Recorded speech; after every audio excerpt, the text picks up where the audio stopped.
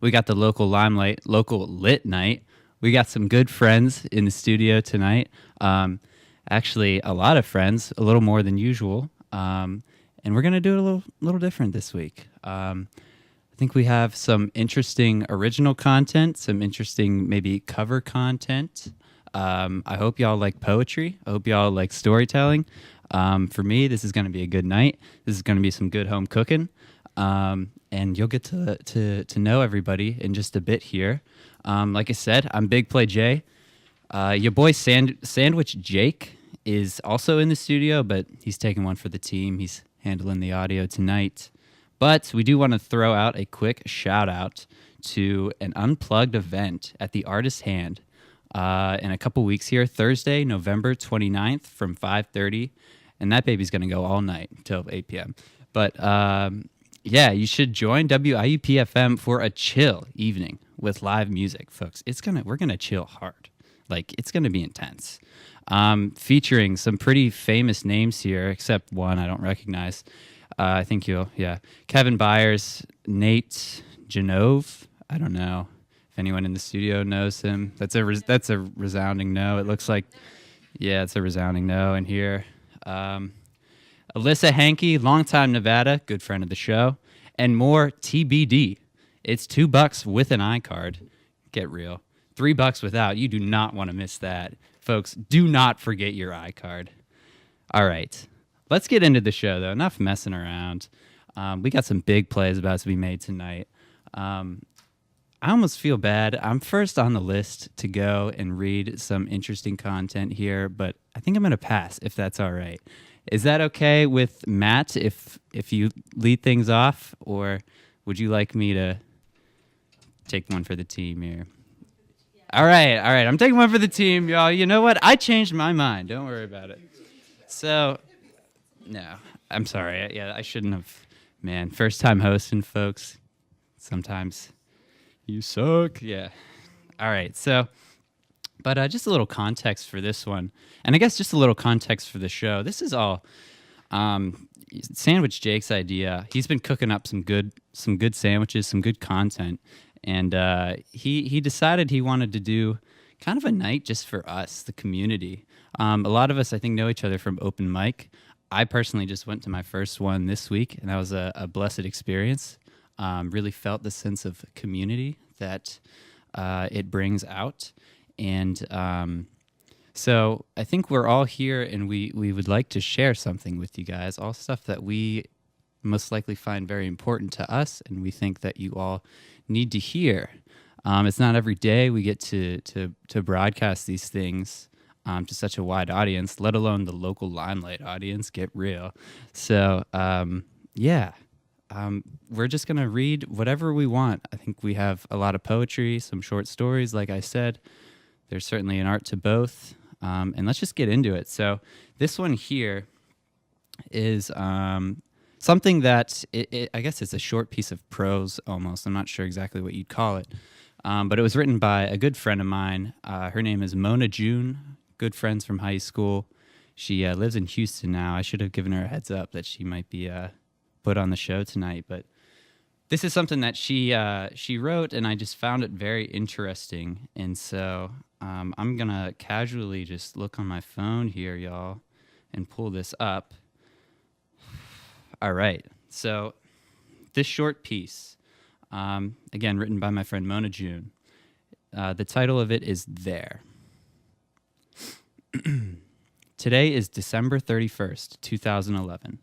The world is going to end tonight, and I haven't really decided how I feel about it yet. I would not say I am scared. However, I'm excited. I'm looking forward to seeing the fiery explosions from beneath the soil, and Jesus, our Lord and Savior, stomping left foot, then right foot, then left foot, then right foot, down a beautifully formed marble staircase from the heavens, down to the massive ball of atoms he created in the palm of his much more massive hand. Referring to what I said earlier, I am not scared. To elaborate on that, I'm not scared of anything. Not snakes, not drowning, nor prowling men at midnight, or even a bus stop all by myself. I walk to and from, place to place, occasionally here, but no matter how far I walk, I never seem to get there. There is not really a place, if you were wondering. If you are not wondering, you can stop reading now because there is what I'm going to choose. Because there's what I am choosing to write about. There has been a goal of mine for quite some time now. My memory is not the clearest, so it is difficult when to pinpoint certain events in my life. It's like the CD you play at night when you're falling asleep. You know the first track well, extremely well. You might even know the words. The second track you can still hum while you're not trying to sleep because you also know that song well. The third you can never remember the track title, but you know the chorus, but that's about it. Oh, but the fourth, it becomes blurry and you can never get the melody right enough. There are 12 tracks on the CD, but for the life of you, you do not know the 12th track.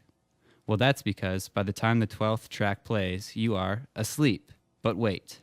That's until your bladder is growing heavy from that Bud Light you drank before bed. Your body tells you to wake up, and you listen, because, well, that's your body, and you always listen to your body. So even if track 7 has a very loud outro, your body will not wake for it. Track 7 isn't respected by your body enough to regain a sense of reality. But anyway, your body wakes you up. And it just happens that you wake up during track 12. And the first time, yes, the first you get to hear track 12. That's what I imagine getting there is like. I know someday it's going to happen. I will get there. But here's the tragic thing. I'm going to cheat. I'm not going to mean to, but I'm going to miss several steps of getting there. I wake up during track 12, but I entirely missed tracks 5, 6, 7, 8, 9, 10, and 11. How can I learn to appreciate there? How can I learn to appreciate track 12 if I cheated? I cannot. I don't know if I want to get there anymore because I am not a cheater. I don't think I'll ever get there. All right, folks. Thank you very much. All right. So appreciate the snaps. Matt, are you ready this time? Appreciate it so much, buddy. God bless you. Folks, this is Matt. I'll hand it off to you.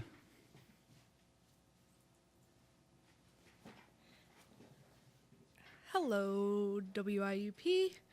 My name is Matt. I like to write poetry. Now, normally I am a big fan of writing very real things that I've experienced. The first poem I'm actually going to read for you is nothing that I've experienced before. It was kind of an idea that came to me while I was watching the news, and it's called The Crash That Never Happened. There's a metallic squeal, and suddenly everything freezes. I can see each particle of glass from the windshield as clear as the lights on our Christmas tree at home. Each particle is a reflection of my past, and I watch it flash before me. Pieces from the windshield look like my little sister. My sister, who wants that grained acoustic guitar wrapped in a bow in the back seat. I hear the twang as the strings snap and the neck splinters. The passenger side sliding door has a window that my brother, who just outgrew his car seat, likes to play with. Instead of hearing the whir of the window go up and down, I hear it shatter. I wonder if I'll ever get to see him put down the window on the driver's side. The back window is dirty. Dad probably forgot to fill the fluid up again. I never saw the light come on, though, but I swear I could count the specks of dust like freckles on my skin. I never saw the truck coming. I never saw the light turn. I did, however, see my life. Pictures and clips like a poorly edited video, a video that was slowly coming to an end. 3, 2, 1. Fade to black. So, yeah, it's really weird to write something that you haven't ever experienced before. It's kind of like when I do write and I put metaphors into my poems. It's like I'm comparing something that had never happened to something I'm currently going through. And probably the poem that I am the most proud of writing is something that I affectionately refer to as the store poem. I have gone through 2 or 3 heartbreaks, and Once I started working, I work in retail, it really made me think of the motions that you go through opening and closing a store. It's very monotonous if you're not with the right person, and it's so hard to find joy in it. And it's almost like that person is using you. It's almost like they're taking things without the intent to give them back. And all of my emotions, once everything started happening, were there was really no place to go but to a pen and paper. So that's the birth story of the store poem. Your absence used to tear me apart. It used to leave a festering hole where my heart was.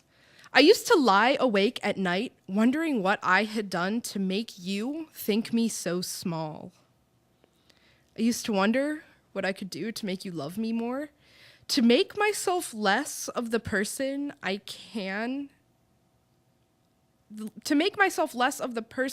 wanted to be and more of the person that you needed. Because, you see, when you're in love for the first time, who you are doesn't seem to matter. It's no longer what you need or who you need to be happy. There's this weed planted in your brain that breaks through every inch of your being and destroys your self-preservation.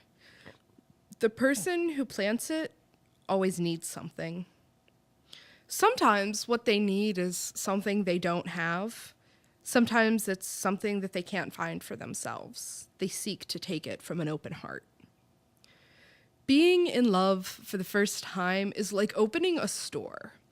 You give and you give. You let someone shop around for the best parts of you, giving them away at half price, afraid that they won't sell if you mark them for what they're really worth. There are no refunds, no exchanges, because you are so sure that this is forever. Why would you want to return something like trust and happiness? How could there be an expiration date on hope and starry eyes? When they come back for the first time, it's always something small. First, they complain about the packaging. It's already been opened. They're returning your trust this time. You try to tell them about the time you saw your boyfriend at the bar with another girl, your freshly purchased trust in his left side pocket. The larger the return, the less time they seem to have for explanations. They never want an exchange, and slowly your shelves fill back up, your products worn and damaged and marked down all the more. The second time you think you're in love, he doesn't even bother to come in the store. He writes a check with his promises and then lights the store on fire with his hands, burning its contents and leaving you broken. You realize how hard it is to start from scratch. And you vow to close the store and turn it into a museum. You encase your heart and soul in glass and rope off your trust to the public. You put your smile on a shelf and shut your thoughts behind closed doors. You sell your body and a cheap, watered-down version of your smile at the kiosk in the front, then go police the glass for fingerprints.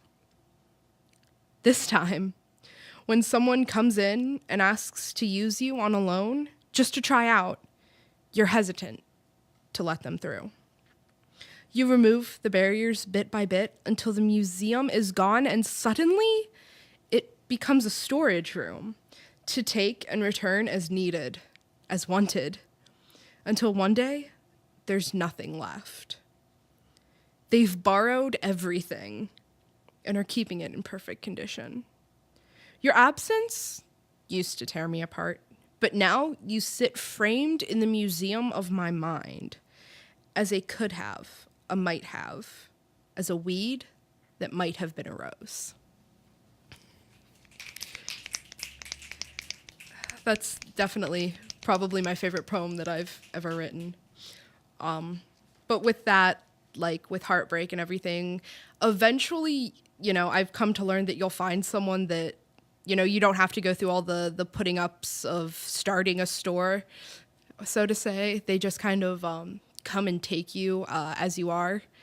And I write a lot of poems about that. So the next two I had written about the same person.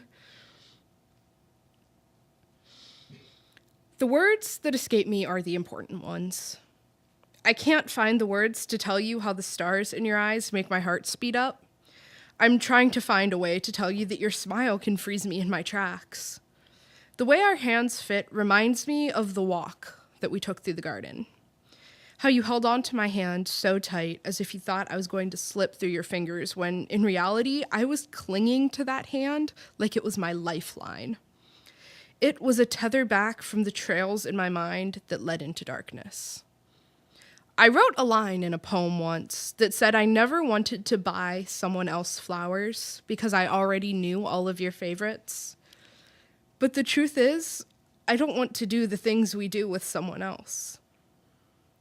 I've ingrained you into my daily routine, one that hasn't changed for years. You've thrown yourself into my world and you've come to shake it up. I'm not exaggerating when I tell you you've taught me not only how to love someone else, but to love myself, and that is the best gift that anyone could have gotten me. When I say that I don't have the words to tell you how I feel, I mean that I don't know how to tell you that you make me a better version of myself. I can't tell you that you make stars burn in my veins every time our lips touch, and I can't tell you that the fireworks course through me and gunpowder leaves streaks in my eyes.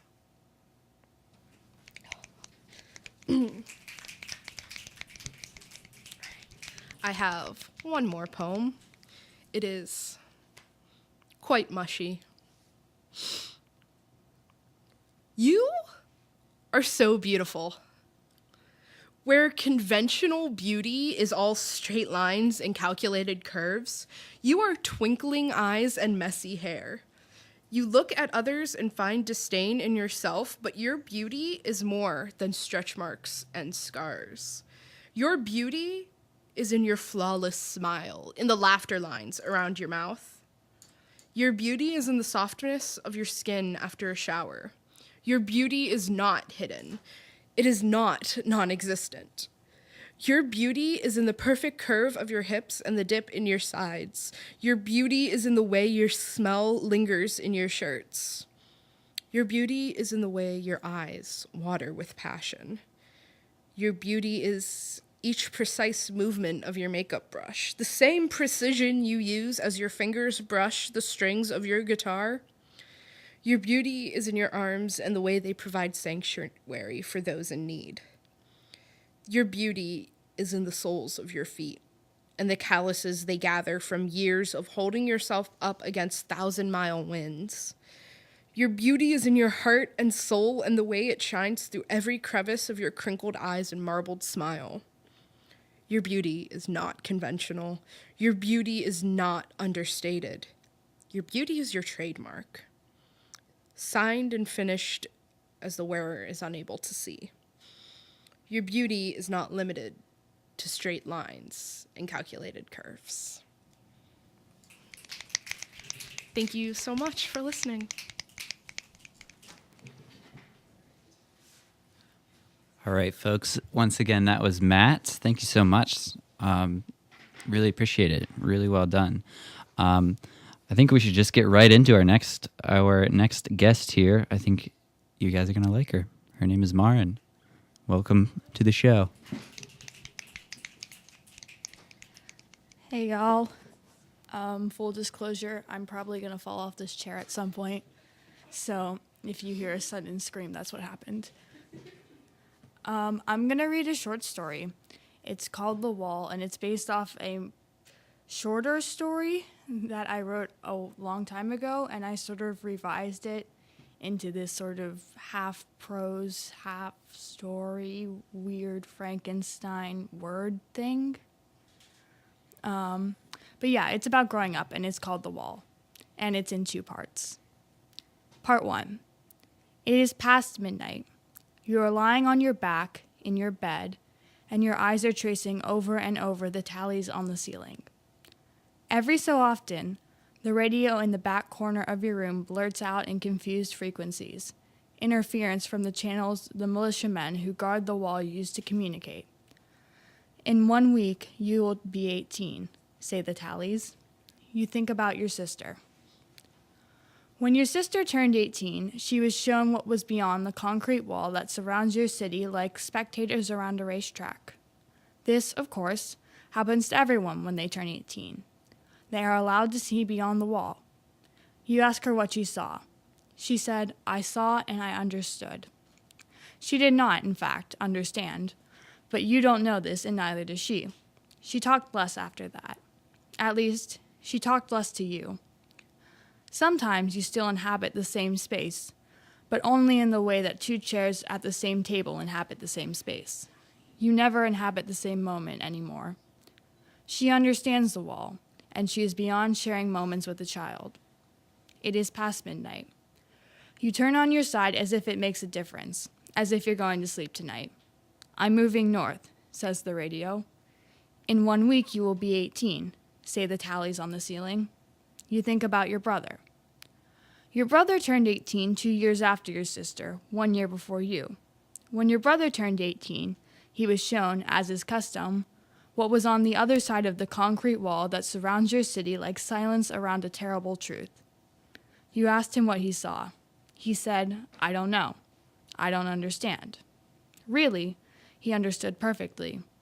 He wished he didn't, though, and so he acted accordingly. After that, he talked more. He also listened less. Sometimes you would try to have a conversation. It quickly became clear that there was too much you don't know. How could you possibly know, kid? And you mourn the loss of another friend. It is past midnight. You sit up in your bed because you have made a decision. You grab your radio. You sneak out of the house. Part 2. It's easy. So easy, too easy to get to the wall. You stare up at its mass. Your radio tells you where all of the militiamen are, and so you carefully work around them. You begin to climb the stairs that cling to the side of the wall like ivy on a dying home. They are metal and loud, but so is everything in the city, so you're unnoticed at your first step, and your second, and your third. You climb. The stairs groan and whine like they know you're not supposed to be here, not for another week at least. They are not offended because they are, of course, right. You can't remember the last time you used your legs or your brain this much. You can't remember the last time your heart beat this fast. Action is a spreading fire when critical thinking is its match. But the synthesis of these two components is as rare as it is dangerous. The synthesis of mind and body is both the beginning and the end of all stories. You climb. These stairs are so rusty and desperate. This wall is so steadfast and indifferent. Why don't they ever change? Why does nothing ever change? The night is indifferent as the ocean to the things inside of it. You are neither night nor ocean, though. You are so very much aware. You're near the top, you think. Maybe 25 feet higher, you think. But oh no. In the dead of the night, or is it morning, a light that is not the sun finds you, and a frenzy of angry voices assures you that you have been found. Did you think you wouldn't be caught? Did you think you were important, that you were special, that you could possibly understand, kid? They don't know what will happen when they catch you. You don't know what will happen when they catch you. And what about your parents? What about your sister, your brother? You keep climbing. If this is the hill you die on, then you're going to make sure that you get to the top. The stairs beneath you shake with the impact of what must be 100 feet chasing you. You're so close now you could practically touch the top. You are sprinting. Your feet move almost as fast as your heart, both racing, to where your sister and your brother stood when they decided that they didn't want to be that anymore. The unfairness of it all grips your shoulders so tightly it leaves bruises. You just want to understand. You climb the last step. The militiamen are getting closer, but they don't matter. The city beneath you does not matter, because you're standing on top of the wall, and you look, and you see, and you understand. That's it. Thanks. All right. Thank you so much. Folks, if you're confused right now, you got it tuned in to 90.1 WIUPFM. This is still the local Limelight, but we've got a twist. We put a little twist on that lime. We got a local lit night for y'all. And I think it's going pretty smoothly. I really enjoyed, personally, what I'm hearing. It's Big Play Jay on the mic tonight. Sandwich Jake, aka Gentle Jake, aka Jake Yeomans, aka Jake Yeomans, is in the studio, folks, but he's working the soundboard. If you miss him, hate to break it to you, but he's not coming on. No, he'll come on at some point tonight. But yeah, like I said, if you're confused, also, this is not the Writers Guild. These are IUP students, folks, just so you know. We did not invite professionally trained writers, classically trained writers. This is real IUP talent. It's been a pleasure having everybody on the show. However, we actually are going to go to intermission here just for a few minutes, just take you down a nice lo-fi path here. While we're doing a couple minute break here, I'm not sure, probably about 5 minutes, maybe put on a hot pot of tea or something, because we're coming back. And we got some more good content coming at you. Only the freshest, spiciest content from this campus. So, folks, keep it locked in. 90.1 WIUPFM, local Limelight, local Lit Night. We'll be right back.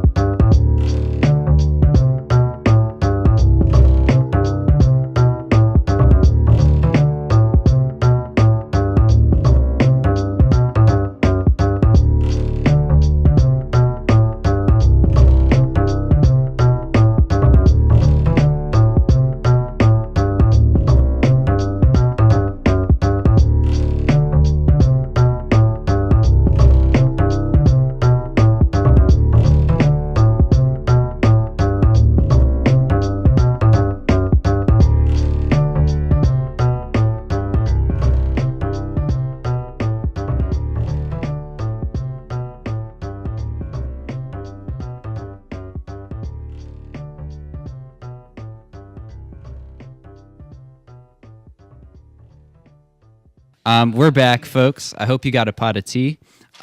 Maybe it's chamomile, maybe it's Earl Grey. I mean, that would be surprising. Black tea this late at night. Are you kidding me? But yeah, we're gonna get right back into it, folks. I'm gonna stop wasting the night. We've got a dear friend coming up next. His name is Levi. I think you're gonna like him a lot. Give a warm round of applause, please. Hey, radio. Thank you to Groovy Jake Yeomans for inviting me on the show. And this poem is called Fireworks, and it is 100% true. Pop, pop, pop. Pop, pop, pop. Pop, pop. That's the sound of 8 gunshots. The weekend of Halloween, 3 men got shot down the street. From where I was, I heard the gun, like fireworks. I didn't run. The victims are not cooperative, the policeman said. A car wreck has interrupted the party. But that was earlier in the night, back at Carriage House, where the injured was not a student. But that was earlier. Last Sunday, 1:52 in the morning, 8 shots fired, but music stayed roaring. 3 men hospitalized for suspected gun wounds. Newspapers don't know names, and they don't know their tunes. The rumors have spread about thieves and a gun. The 3 men that were shot are somebody's sons. But remember, the victims are not cooperative, said a day shift officer not assigned to the case. They weren't bothered by the gunshots, the newspapers say. Radio station reported but didn't know everything. They left a number at the bottom if you've heard anything. Subsequent articles only got vaguer. Something's amiss is what I would wager. The suspected retaliation didn't come yet. Will our old gunman get what he gets? Reap what you sow and die by the sword. Listen to bricks, sometimes they know words. They hear the whispers of this small town. Parties, people, places, and what goes around. Life goes on, and so the story goes. In this chapter, someone reads a poem. Up on a stage, talking about guns. Next time you hear fireworks, maybe just run. See you next week. Except not, that was just the end of the poem. This next one is called Hoaki. The boys came back from war to a place of Coca-Cola bottles and civil rights marches. These sons of World War II pilots in a brave new world of peaceful riots, whose fathers' suicide rates and divorces weren't understood, because they killed to live and married as quickly as they could. The bad news newspapers and radios couldn't be stopped. Hearts and bombs, often connected, commonly dropped. The morning smells like napalm. I wonder if they got it out. The trees always remember and live in constant drought. That's a lovely brick right there, so textured and so red. And sailing through a window pane, I wish the boys were dead. The doves and hawks fought with proverbial fist and tooth. Marching through scarred green goes the American youth. Wars aren't fought by men anymore, but chemicals and boys. Body bombs and mud grenades and other vicious toys. Jabberwocky through the trees and through the endless vines. You'll understand your father's battles if you end up alive. Cacophony of smoke and language you don't even speak. PTSD and car horn honks won't ever let you sleep. Your mind's retaliation for what you did to yourself. Write this on your helmet and smile. We all know. War is hell. So, Hoaki is Vietnamese for soldier. A little story behind this next one. I didn't know what to write, and I ran into a friend of mine who is a poet, and I asked him, hey, what should I write about? And he said, write about tonight. So I did. This poem is called Thank You, Aaron. Fire escapes, scrapes at articulation, and not a camera in sight. She took a car ride in from Pittsburgh, and we walked around all night. The sky wasn't even bruised when she pulled out of the hub. I think we gave her more than just a goodbye hug. The night ended with 3, and we split for the morning. But we started with more, and we started with roaring. It's not the loud moments that count or make up a life. I think it's the quiet, the small, and the knives. Like the one in Maren's pocket that she cuts duct tape with, or the kazoo and the rosary she carries and looks like a witch. I think it's the fact she said, let's not have this conversation now. 'Cause the conversation was important, but that place was loud. I don't know what to write these days. My life has been unreal. I asked my friends what's wrong with me, and they said, say what you feel. I asked the drunken poet on the steps, what should I write? And he said to me, my friend, please write about tonight. The idea of the moment is the one that he presents. I wonder what he remembers. and I wonder what he forgets. The sidewalks look all so different when you're walking in the day. I like spending time with you, and I like what you say. I snuck past my sleeping roommate to steal hoodies for the gang. The wind was really cold, but at least it didn't rain. The city lights look so different, looking down at Main Street. I looked down at the present and wondered what I'd keep. I think I understood the poet while he had a good time. Focus on what's real in here, don't focus on a rhyme. Lifelike poems do not make sense. Scattered pieces everywhere. But that's good, so look up. The night is dark, but you don't feel that. You don't have to fit pieces. You're allowed to just bleed, sometimes. Not everything makes sense, so don't force it. Live as yourself. You're no one else. The memory is worth it. I don't think I'll forget. Thank you for walking with me.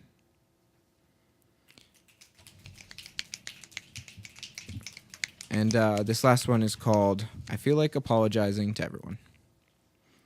I wrote this today, and I didn't plan on finishing it here, so I don't know if it's unfinished or not, and that's kind of the idea of the poem as well, so I guess we'll see. I have a friend who knows she's not scared to die. It's not that she's sad, she just loves to fly. But one day she'll fall and not land on her feet. Sometimes I think about speed in concrete. I've learned lately you don't talk about what's wrong. You just care and you talk and the rest comes along. You can't force someone's fix or change their nature. You don't talk to friends just to be a savior. I'm sorry to everyone I pushed along the way. I ask forgiveness whenever I pray. I don't know where I am or what's in my heart. Forcing a fix is why I like art. It's why I write lines and like calling them pills. It's why I shoot movies in hopes that it fills. It's why I like stick men even though I'm 18. I hate waking up and I don't like my dreams. They're all laced with subtext, none of which good. Turn the sweatshirt backwards and pull up the hood. I've made myself art, defense and coping together. So who will I be if I ever get better? I won't have a face or a purpose in life. I've learned to breathe with lungs made of knives. So you help me through and I'm scared of it. I've made up my mind, sacrificed for the hit, of peace and calm from a messed up soul.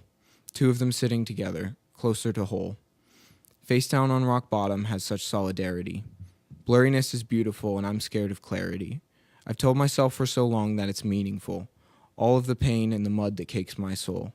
I don't even deserve to feel this way. You'd think less of me if I explained. I'm friends with victims of so very much. They've lived the hell that I've merely just touched. I can't get healed. It's unfair to them. I'd break all again just to be a friend. To people that can't trust purity. I know all this is immaturity, but I never sleep and my head pulls apart. There's calm in the shadows, but sunrise tears dark. One time I showed broken and it made my mom hurt. So what's the point of razor-sharp words? They might have helped me through many a night, but maybe more people just want a light. Your cigarette is cold, but kindness can be destructive. I'm scared of your cancer and know death is seductive. I thought of oblivion and dreamed of fresh escapism. I don't want to be part of your unhealthy mechanisms. Thanks for listening. Good Lord. 10 out of 10, folks. All right. Once again, hey, this is Big Play J on the mic tonight. We're bringing you a special edition of the local Limelight. This is the local lit night. We're in part 2 of the night. And we're having a real good time. I'd say we're having a goof, maybe a goof and a half. Yes, me. And I should mention before we move on, we're sponsored tonight by a good friend of Jake's, Extra Homie. Yeah, thank you so much for providing the smooth lo-fi hip-hop tracks that you were listening to at the intermission.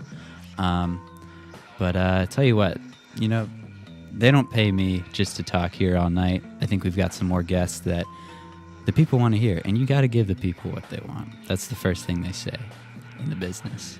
So, up next, we got Buster Beanie himself. That's your nickname, right? That's what they call you?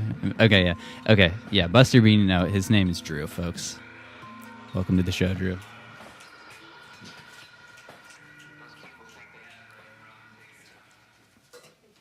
Wow, thank you for that introduction. For the folks listening at home, I am wearing a beanie if they are confused why I am Buster Beanie. But thank you so much, guys, for having me. So a lot of my poetry and prose just comes spontaneous. So the first one I'm going to read tonight was based off of just a dream I had. Do you feel this spark? Take a damp rag and wipe away the sill. What's all this fuss about the sunshine? It tastes like summer and it tastes sweet. Do you feel the sensation of a vinyl vibrating our ears into a new home? A new home with button-up t-shirts and indie rock playing constantly. A golden hue comes through that window just before dawn, and if you bend your ears enough, a light will glimmer into your iris and you'll see love. And I will love you until a new crow sings his song across the field, and I will love you again. I will take my throat, stretch it into a violin, and sing to you all the reasons I was too scared to stay, and then this time I will. I will bury those reasons in an oak coffin beneath the cherry tree, and it will grow into all the reasons why I will not leave.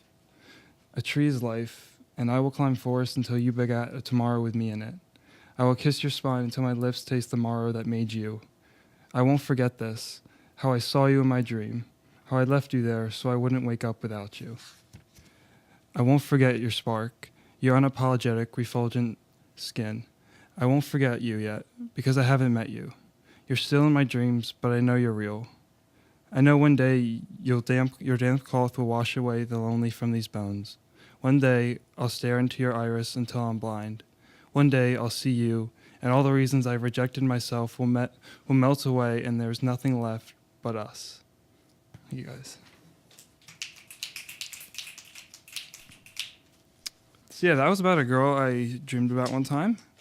And then this next one is about a girl I actually met, who is my partner right now. And this is about the first time I went out with her. The breath of exhausted vehicles enter the room through a cracked window. 7:09 a.m. But we don't wake up. Nothing more than our bodies forming a mirage of awakeness. As I write, her fingers trace crop circles in my skin. Her copper lion's mane tangles in the sheets. The kind of night that doesn't end when the sun goes down arises again. Her jaw slices through the air beneath the blue-hued morning sunshine. My legs held captive by hers. It's a wonder we can still tell each other's limbs apart. But we're here because the first date became the first memory. I might have a parking ticket because of her, and I think I'm okay with that. I'm okay with planning ahead. I'm okay with not knowing. I'm okay with staying.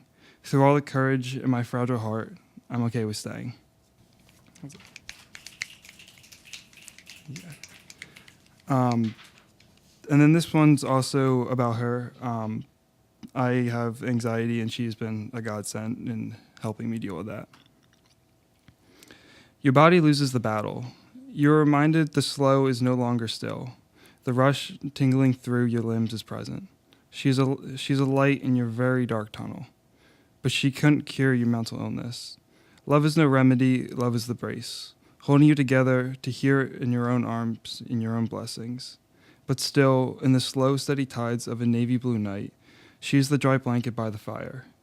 She doesn't stop the ticks in your broken clock, but she makes a rhythm with a persistent tick, tick, tick. And she dances. She comes over during the peaks. For the remainder of the hollowed-out night, the radiating warmth of her skin, a gentle breeze of her lips will talk you down. Your body forgets to breathe, and all you do is gulp for air. She knows this isn't your dying breath, but she lays and she stays. She's the rock in a half-empty house, and you want to move out, but she won't leave. She holds you because you are still you. The panic makes it easy to forget she is here, but she is here, when no one else was, when you couldn't reach out for anyone. She will not cure you, that was never her job, but she's here to talk you down, to make this manageable again. So you don't have to be alone. She's here because she wants to be. She stays the night, leaves in the morning, and you still feel this, but you feel something else. She is orbiting around your mind among all the panic. She infiltrates your mind. She buries herself in your burrow, and now you have an anchor. Now you have a reason to stay. Here, in this house, to leave this body whole, to ride the waves. You have a reason to relax. All right. I have one more poem. Most of my prose is kind of freeform. This one is actually a Shakespearean sonnet I wrote for my humanities literature class. Here lies the sun over thy moon. Blessed be hearts embedded in child's play. And for supper we shall just ring and tune. Football and tag they play all summer's day. Auburn's sunset grace us with thy stillness. May time ever negate rigor for ease. Into our ears beget laughter's shrillness. Gold in our chews warm us to high degrees. Within us nestled, intimately new, was your euphoric laugh evoked on high. The boys and I will go tandem in queue, in us freedom without a law to apply. But boys become but men, so play must end. Unto vivid nostalgia, a godsend. Thank you guys for listening. I appreciate everything. Thanks again, Drew. And yeah, I should say I've never seen The Boy Without a Beanie. That's where that comment came from. But no, let's not let that define him. Thank you so much for sharing, Drew. Folks, if you're listening at home, yeah, I'm nervous too. So thank you very much. But no, I hope you guys are really enjoying this edition of the local Limelight. 90.1 WIUPFM is where you got it locked into. And we're bringing you a special local lit night with some of my dear friends. And honestly, I couldn't think of a better place to be on a night like this. A very chilly night. I hope everyone's staying warm out there. If you're driving, be safe. Watch out for ice. I don't know if that's, going to be a problem out there tonight, but just always play it safe, I say, when it comes to that. And I don't know if you guys can't imagine the scene in here right now. I mean, we've got an open flame in the corner, just a beautiful fire going. We're roasting chestnuts. Everyone's wrapped up in their favorite quilt, crocheted by their great-great-grandmother. We've got snacks. We've got gummy bears, some just a couple of good goofs going on in here. I hope that you all at home are having a similar kind of setup. Stay cozy, stay warm, keep sipping on that hot pot of tea. Go make a new one if you need to, folks. If it's getting cold, there's nothing worse than cold tea. So, yeah, maybe try that. Maybe try that peppermint tea. 'Tis the season, right? Bring out the peppermint, right? We've got one more special guest here. I think you're gonna like her. You may know her from another program here on WIUPFM 90.1. You may never have seen her because she's often underground, but you may know her. You may have heard of her. You may have heard her stanky beats that she likes to play from 10 to 12 on Wednesday nights. You might hear some later after the show here. But yeah, you probably know her as the Mogul. But here she is, Sam. Welcome to the show. All right, what is up, WIUPFM 90.1? You're right, if you recognize my voice, you're right. This is the Mogul speaking, Sam the Mogul.